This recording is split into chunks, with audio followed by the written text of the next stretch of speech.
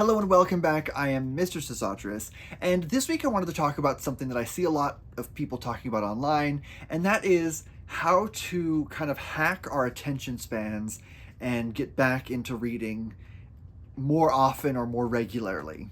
So I've been seeing a lot of posts from teachers especially online talking about how they're sort of concerned about the future of literacy and everyone's attention spans are really decreasing quite a bit, and the people in charge of schools are sort of deprioritizing things like phonics and silent reading time.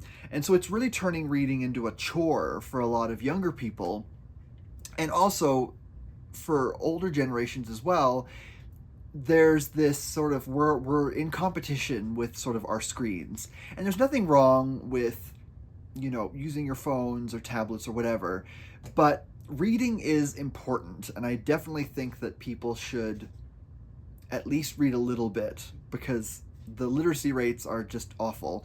And I know for a lot of folks, especially for younger folks who weren't sort of trained in like phonics or in sort of silent reading time, even like the Scholastic Book Fair, that kind of reading culture, for them, it's, reading is sort of a chore, and that's not a dig on them. I don't like it when people sort of attack younger people and say like, oh, well, their attention spans are destroyed and that's it. It's not that. It's reading has become a chore because they're not being properly set up to succeed. They're not being taught properly how to read, and that's not on teachers either. That's on, governments and the school leadership, who sort of is more concerned with sort of test scores and just pushing everyone through rather than actually teaching anything. But that's a whole other discussion. But I wanted to talk about sort of how we can do little things in our day-to-day in order to sort of make reading a more regular part of our lives, because reading is important, and I feel like we need to sort of reprioritize it, if that makes sense. So the first question that kind of comes up out of this is sort of, what is the benefit of reading? Like, why is it important that we read?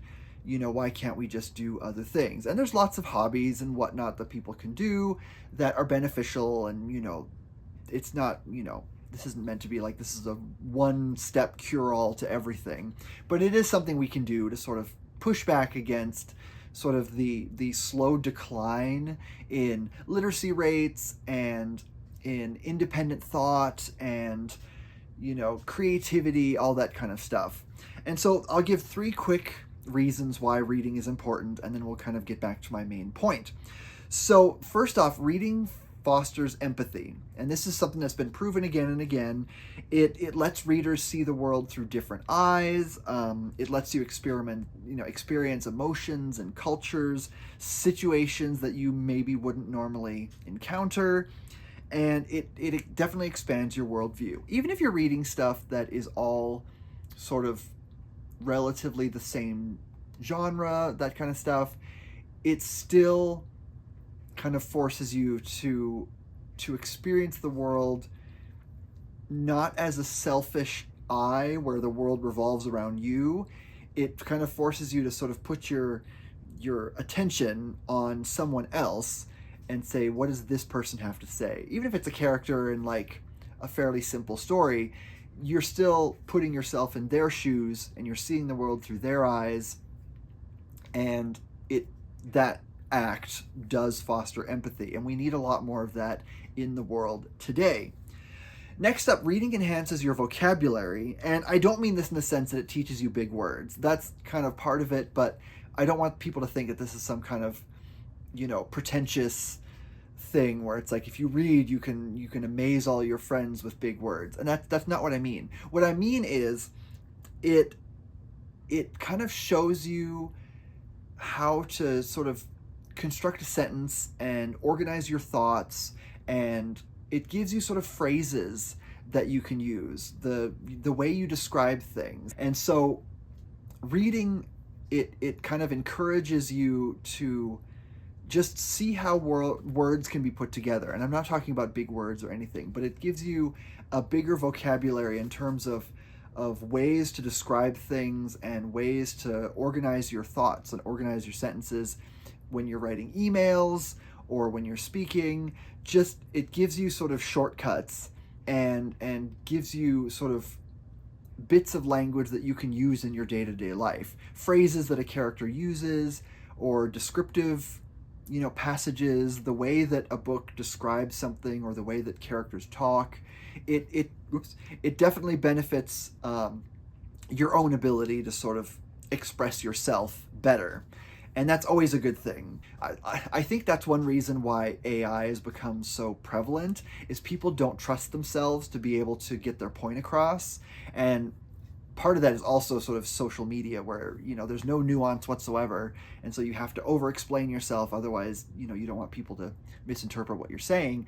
But also with AI, it sort of says you don't have to think, you don't have to organize your thoughts, you just have to kind of put down whatever, and then I'll do the work and organize it into something cohesive. And what that does is it takes away your ability to find your own voice and to have a personality. Because if your whole personality is just, I don't know, I let ChatGPT take care of that for me because I don't really know how to organize my thoughts in an email or something, and that you lose something of yourself. And so people need to have their individual personalities and their quirks and the way that they talk, and we need that. We don't want everyone kind of sounding the same, and we don't like that, especially that kind of corporate speak, where sort of everyone has this very specific way of speaking, and they use all this jargon that sounds impressive, but it just makes everyone sound exactly the same, and no one stands out. And so if you want to do well in a job or to make an impression, you want to stand out. You want to have like a voice, you want to have a personality, and you don't want to just sound like everyone else, because that's boring. And reading is one way that you can sort of foster that, because it kind of gives you new ways to express yourself, and that's a good thing. Also, reading can help you become more sort of introspective and self-aware. A lot of things that we're seeing is there's this sort of rise of selfishness and kind of, not arrogance, but just a self-centered view of things. We see this in younger people, especially, in schools. One example, someone said that when I was in school, if it was time to watch a movie, even if it was like the most boring, I don't know, history video that was made in like the 70s and most of it was outdated, regardless of what it was so exciting to be able to, we're watching a movie in class today, this is great. You can just sit down and watch whatever, and even if it was kind of boring, it was still fun because it wasn't, you weren't doing schoolwork. It was great. It was like a break. We loved watching movies. And now, you've got teachers who are showing kids like modern movies, like really good, fantastic modern movies, and they spend their whole time kind of getting mad at the teacher, saying, well, this isn't what I want to watch, and this is boring, and can we go home? I don't want to do this. And it's this kind of lack of social awareness, so to speak. It's like everything exists to make me happy, and that's a very screen-centered worldview. It's like if you have a tablet or a phone all the time, then why would you care about a movie in class or a discussion or anything that isn't just the thing that gives you immediate satisfaction? And so one way to kind of battle against that, and again, I'm speaking more to sort of older generations who are trying to get back into reading, who maybe their jobs or everything is sort of taken over, but I think younger people can benefit as well, because the capitalist society is not doing them any favors, because the capitalist sort of framework of things is just, we don't want them to be smart, we don't want them to have independent thought, we don't want them to be able to express themselves, we just want them to be distracted and happy and go into the workforce eventually and just kind of contribute to making money for the people in charge. And we don't want that. Reading is one way to kind of break out of that. It forces you to look at yourself and to look at how others see you. It forces you to look at the world around you in different ways, and it expands your worldview, even if what you're reading is sort of fun and lighthearted stuff, it's still it's still benefiting you, and that's good. So we want that. We don't want everyone to just be kind of passive and just sort of floating along, being distracted by the little dopamine machine in our hands, saying, don't think about things, don't ask questions, just be distracted all the time and then go get a job. We don't want you to be smart or know anything, and we don't want that. So reading is beneficial. Reading is beneficial for those reasons. There's some others as well, but those are kind of the big ones. It's like reading makes you a better person. It makes you an individual more than many others. And reading also kind of makes you a better part of a community, rather than just sort of a thing that makes advertisers money, if that makes sense. So we talked about why reading is important. So now let's go on to sort of how do we find time to read? Because a lot of times our lives are busy, we have jobs, we have obligations, you might have a family, you might have pets, you might have just constant housework that needs to be done, and not a lot of us have space in our day to read, and that's valid. So how do we make time for it? Because if it's valuable, we need to sort of make it work. And first off, I'm going to say that I think people think that reading is something that requires like hours and hours and hours each day, and no one has time for that ever. We're busy. Even if you're like a student in high school, you're not going to have time for that. I remember when I was younger, I would read kind of here and there, but I didn't often have time to just sort of like read endlessly. That was something I more did when I was like a little kid, like when I was like 11 or 12, because you don't have a lot of homework, and then that's it. But once you get to high school, college, you have a lot of stuff that you have to do, and you have like extracurricular activities, and so even young people have not a lot of time to read. So how do you find time to read? And so what I'm going to say to this is give yourself just a limit of 15 minutes per day. And usually we can find a place to carve out 15 minutes of reading. That's easy. 15 minutes is about what it takes for me to take the bus to work. And that's usually when I get most of my reading done. And so it ends up being about a half hour a day for me, because it's 50 minutes there and 50 minutes back. But that's kind of my reading time. And that's also part of the reason why it takes me a long time to get through physical books, but that's okay. That's kind of my reading time during the day. You can read before you go to bed. You can read, when you come home, you have dinner, and then you sit and read for a bit, and then you can watch TV or do whatever you normally do. But usually people will have like 15 minutes of time somewhere in the day. Maybe it's in the morning. If you go to the gym and you come home, you can read for 15 minutes, and then you go to work or something. Like there's usually time somewhere in your day for just 15 minutes. That's easy. And it doesn't seem like it's a lot, and you'll think, well, if I read for 50 minutes a day, it's going to take me forever to get through books. But that's fine, because the purpose of reading is not to have read the book, it's to experience reading the book. So if it takes a long time, that's still okay, because it's reading that's valuable. It's not like a race to sort of catch up and to just consume as fast as you can, because then you're not enjoying what you're reading at all. You're just reading it just for the sake of reading it, and you're skimming through it most times, and you're not paying attention, you're not retaining anything, and that's not fun. This isn't a call to just mindlessly consume endlessly. It's to take time to read, because what's valuable is that you are reading. Now, another big part of this is you need to read books that you enjoy. There's a lot of folks online, very pedantic people, who say that like you have to read sort of quote unquote high literature all the time, or you have to read, meaningful books that engage with complex topics. And that just is it's defeating the purpose. Now, I would say, yes, read diversely, read books by different kinds of authors, but no, I wouldn't say, everyone needs to trudge through something like Ulysses by James Joyce all the time, because that is like, this is something that you read to kind of dig into it and to study it, and you almost have to have like research going on at the same time, because there's so many references to like Irish history and Irish culture that you may not pick up on.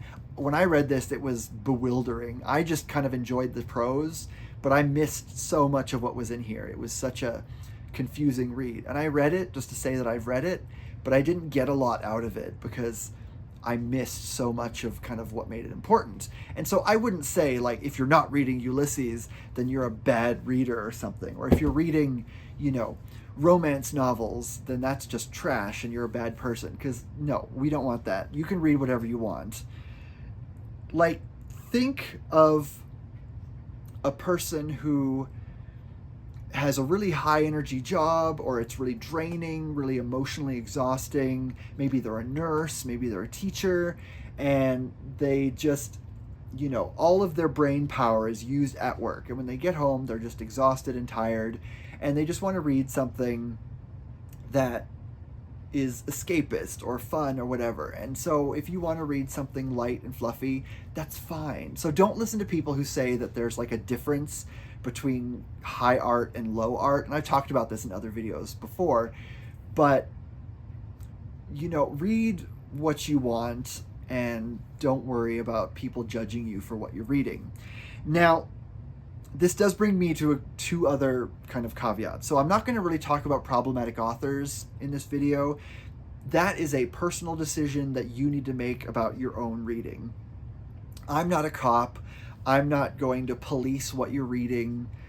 I think it's important to be aware of who the authors we're reading are and what their beliefs are, but it is your decision to read or engage with an author that sort of espouses problematic beliefs or behavior. That's a decision on you.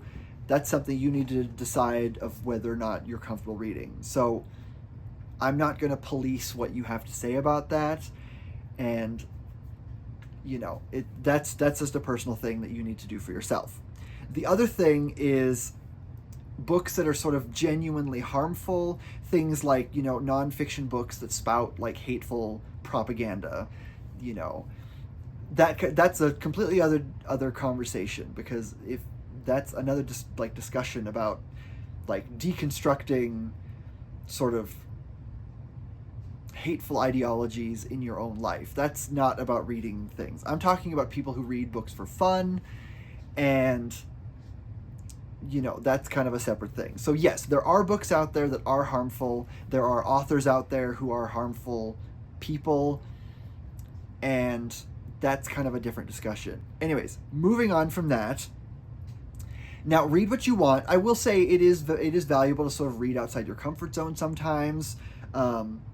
Try genres you wouldn't normally try. That's how I learned that I really like romance and cozy mysteries, because those are sort of genres I didn't read a whole lot before. I was sort of a like sci-fi, fantasy, and classics only forever, and you know, it was nice to sort of expand my worldview and read books that I wouldn't normally read, because you find stuff that you like and you find genres that you enjoy, and that's fine. There's nothing wrong with that. Now, also, reading can feel a little bit lonely at times. If you finish a book and you liked it, and you have no one to talk about with it, no one to talk about it with, it can feel a little lonely, and that's one thing also that might discourage people from like keeping up a reading habit, is like once you finish it, you can't really talk to anyone about it. And so one thing you can do to kind of help with that is to just join online reading spaces. Now, vet them, because there's some that are like super, super toxic, and there's some that are very welcoming and positive. So, be aware. But, even if you just like, when you finish a book, write a review, and it doesn't even have to be like a deep, insightful, review that you'd see in like the New York Times or something. Just gush about what you liked about it, be honest, and, link it to your social media accounts, or post it into a group if you're in like an online group or something, and just see if it sparks a conversation, because that's a way to kind of make it feel like you're a part of a community, and that can kind of keep you up, like can keep that reading habit going. Just by knowing that there's other people out there who are reading similar things that you're reading, and you get to share what you love about it with other people, and that's, that kind of positive sense of community can be really good. I mean, when I finish a book, I'll usually throw together a review in like 30 seconds, and then I'll post it on my, social media account or whatever. But it turns it into kind of like a mini celebration. So it's not just you finish the book, but it's like you get to do something to celebrate you finishing the book, and it becomes almost like a ritual. And that's another thing that's really helpful to sort of keeping that that reading habit going, is if you turn it into something where there's like that positive moment at the end where you get to kind of celebrate an accomplishment, even if it's just finishing a short book. It's like you finished it and now you can start another book, and that kind of feeds on itself over time. There's lots of options of places you can post reviews. You've got Storygraph, Goodreads, Fable. You can even just post a picture of the book on Instagram and then write, a review in the comment or in like the caption. It's fine. Like, it doesn't have to be anything elaborate. Sometimes people go overboard, and when they finish a book, they find themselves with like 2 hours of homework because they have to film a video, and they have to write a review, and they have to post it, cross-post it to multiple different places, and, take pictures to go along with it, and edit the video, and all that stuff. And so if it gets to that point, I would say, if you enjoy that, that's fine. But if it gets to that point where it becomes too much of a job, back off a bit. I know that's one thing I had to do, because when I finished a book, I would post a video review on here and on Instagram and on TikTok, and I'd write a review and I'd cross-post the review to 3 different places. And it just felt like I had like work to do after I finished a book, and it stopped being fun. And so now I'll like write a quick review and I'll post it on Storygraph, and then I'll maybe post like a video review on just TikTok, because that's kind of the account that I've had the longest. And then at the end of each month, I do like reviews of all the books that I read on here, and that's kind of all that I need, and it's fine. And it kind of has kept it fun. But, turn the reading process into like, when you get to the end of a book, you're like, okay, now I can start another book. And then there's that expectation always of sort of what's the next thing you're going to read. And, it kind of feeds on itself, and it's very positive. And your brain interprets that as a reward, which is good also, because you get the happy chemicals from that. There was one TikToker that I saw. She was great. She had this thing where she was reading a long book. I think it was Count of Monte Cristo. And she said one thing that she did is she had those little tabs, and every 100 pages she would post another tab. So it was like a little signpost of like, I've made it another 100 pages. And because that's a really long book, it's like, I think 900 to 1,000 pages. And so every 100 pages you get that sort of little hit of dopamine. You're like, okay, I've made it another 100 pages, and you get to put the little sticker in. And don't underestimate the psychological power of giving yourself a sticker, because it works. And so, you post that, and then as you go, you get to see these tabs build up, and so it kind of makes it more of an accomplishment. And then when you finish the book, it's this big thing. And so it's not just a matter of like, you have to read this 1,000-page book. It's, no, you just have to read 100 pages, and then you get a little tab or a sticker or something, and then you just read another 100 pages, and 100 pages is easy. And you just keep going with those like smaller goals in mind, and then when you finish, you can get through it, and it feels like a big accomplishment.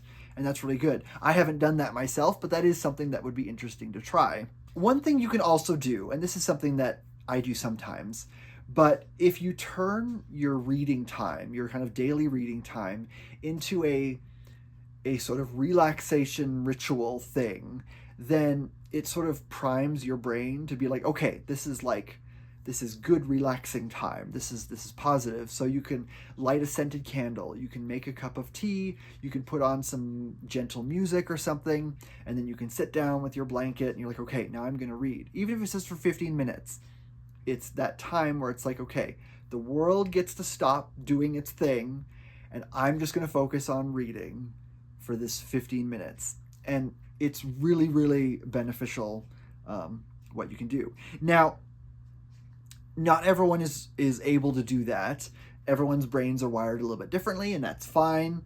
Sometimes if you do that, your brain is just like, well, I'm just going to go to sleep now. Or it's like, there's not enough stimulation. I'm getting bored. I can't focus. So there's other things you can do. One other thing that I do sometimes is if I'm playing a video game that is like, it doesn't require any like cutscenes, or it's something I've played a million times before, so I know what's happening, and I'll just listen to an audiobook while I'm doing that. Things like Animal Crossing and Pokemon are really good for this. And so you just have something to distract kind of the bouncy toddler part of your brain. Be like, look at the video game, pay attention to that. And then the rest of your brain can focus on the audiobook. And it works really, really well, because the stuff that you're doing on the video game can be sometimes kind of repetitive or a little mindless. Maybe you're looking for something, maybe you're just doing kind of repetitive tasks, but it distracts the part of your brain that gets annoyed easily. And you can focus on what you're reading with kind of the rest of your brain. And, you know, that's also a really great way to do that. Now, again, not everyone likes audiobooks, and that's fine, but that is an option for people who find themselves kind of too antsy to sit still long enough to read something. Another option, if you're a really visual person, graphic novels, comics, there's so much out there that you can read, and it's easier than ever to sort of get a hold of them. There's nothing wrong with graphic novels. They count as reading, absolutely. And it's pretty easy to get them now. Your library should have a bunch of graphic novels or comics kind of in their stock. You can also check them out on Libby. Libby also has sometimes, a lot of times, like full graphic novels or comics or whatever, and you can check them out for free, and you can read them on your phone or on your tablet and then send them back. If you have Kindle Unlimited, there's a ton of comics, DC and Marvel, all of them, that you can check out kind of with that subscription. There's also things like Marvel Unlimited, which is a monthly subscription. It's an app, and you just get access to kind of most of their back catalog, and so you can just read, you know, tons of comics. And if you read more than like 3 comics a month, it sort of pays for itself, because the cost of like an individual issue is anywhere from like $1 to $5 ish. And so if you're reading through a subscription and you read like 10 issues of something a month or more, then you're coming out on top, because if you bought those all individually, it would cost a whole lot more. So there's lots of options for things that you can read, ways you can read, just to keep up that kind of daily routine. I know if you have a job where you have sort of downtime sometimes, and that's usually a time when you have a tendency to sort of scroll mindlessly on social media, you know, use that time to just read on your phone. I know reading on your phone for long terms can like, hello kitty, can like hurt your eyes or whatever. But if you're just reading for maybe like, you know, 10 minutes here and there, if you're reading a comic on your phone, or you've got like, you know, the Libby app or the Kindle app or whatever on your phone, you can read books on there, and, you know, you can just read in your downtime at work, and that's fine. And so one other thing is, and I think I've kind of touched on this before, but when you're getting into reading, one thing that can kind of dissuade people and can kind of turn reading into more of a chore is just negativity online, because there's so much of it. We thrive on it, unfortunately, and most everything sort of rewards people for being negative because they get the most engagement. And so a lot of times in reading spaces, you'll have people being judgmental about types of genres that you read, and you don't want to let that sort of dissuade you from reading. It is fine to just block and move on and just enjoy what you enjoy, and that's fine. There's nothing wrong with that. So to kind of sum all this up, turn reading into something that is manageable. It can just be a short period each day. Make it into something fun, relaxing. Turn it into something where you can kind of escape from the chaos of the world, because everything seems like it's terrible right now. Get away from your phone for just 15 minutes. You can pick up your phone after, it's fine. But just give yourself 15 minutes a day where you can sort of be at peace and enjoy reading and just create that daily routine, and it will benefit you in big ways. Not just it'll give you a chance to relax, but it also just stimulates your brain in good ways, makes you think, it makes you aware of things you wouldn't normally be aware of, and it just sort of keeps your personality alive, because we don't want to just all become boring drones who all act the same way and just have AI do all the thinking for us. That freaks me out, and we don't want to do that. I know that sounds melodramatic, because I am a melodramatic person. I know that sounds ridiculous, and we're probably not ever going to get to that point, everyone wearing gray and tromping through white hallways. I don't think we're going to get there, but we are seeing a decrease in literacy, and we are seeing a decrease in empathy. And reading is one way to fight against that. And so we need to do that. So with that said, I will let you go. I will see you next week. And in the meantime, happy reading. Bye.